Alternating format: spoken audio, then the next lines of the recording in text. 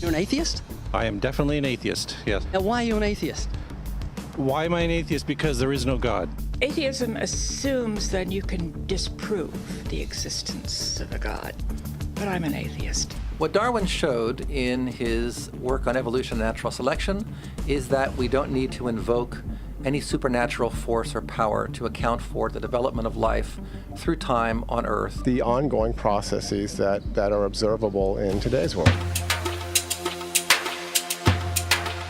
The canine kind, the coyote, and the domestic dog, and there's the feline kind, which is the cats, the tiger and the kitten, and you've got humankind.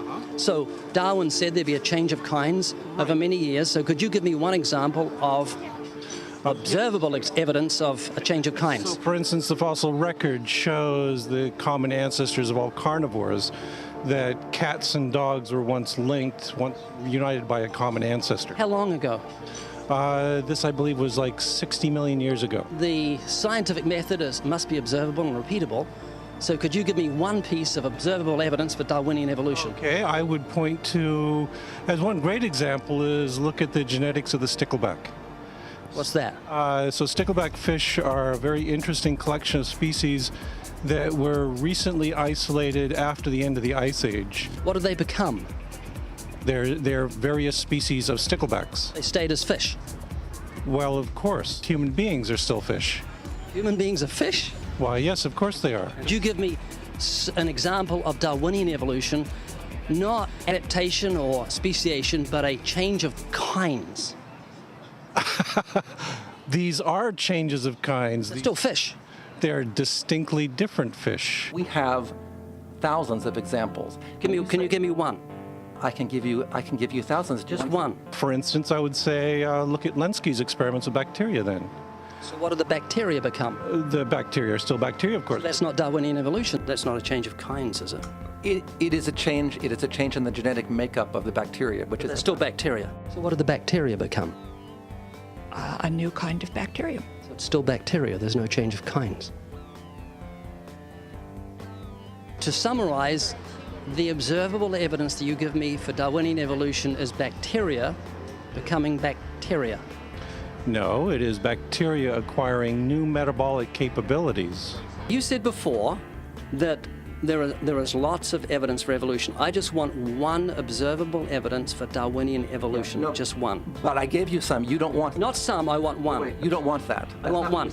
Yes, I do. I'm pleading with people. You asked me to tell you. You asked me to tell you when I've watched one species evolve into another. Isn't that right?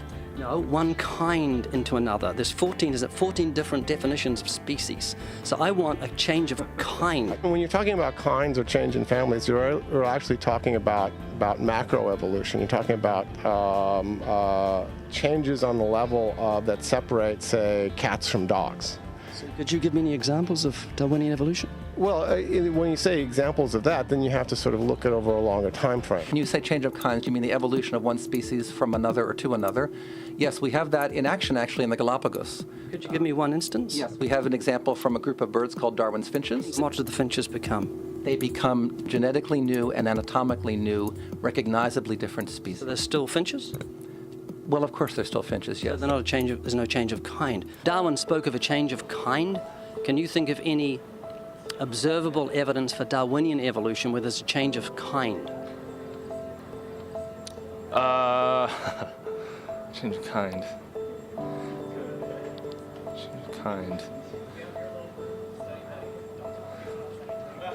I'm gonna have to think about that one a little longer. You give me anything that I can see, observe, and test, which is a scientific method for Darwinian evolution, a change of kinds.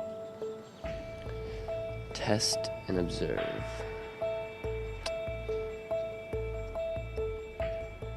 Could you give me observable evidence, which is the scientific method for Darwinian evolution, a change of kinds?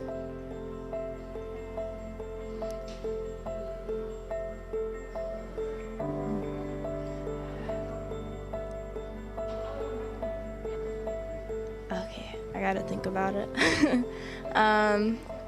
So you want the evidence of it? I would say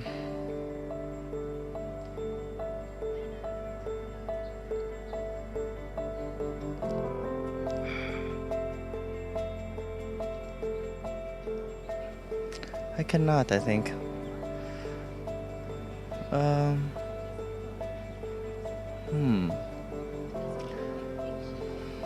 It's a hard question, actually.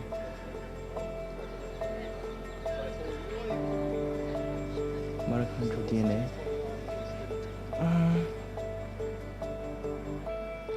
So, can you repeat the question again? Could you give me any observable evidence, just one, for Darwinian evolution? Let me think about that for a sec.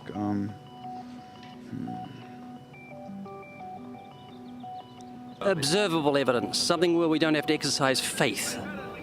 Something that can be observed, like the scientific process, observable. That's a good question. That one I'm not quite sure. So you can't think of any observable evidence for evolution? No. How do you know it's true?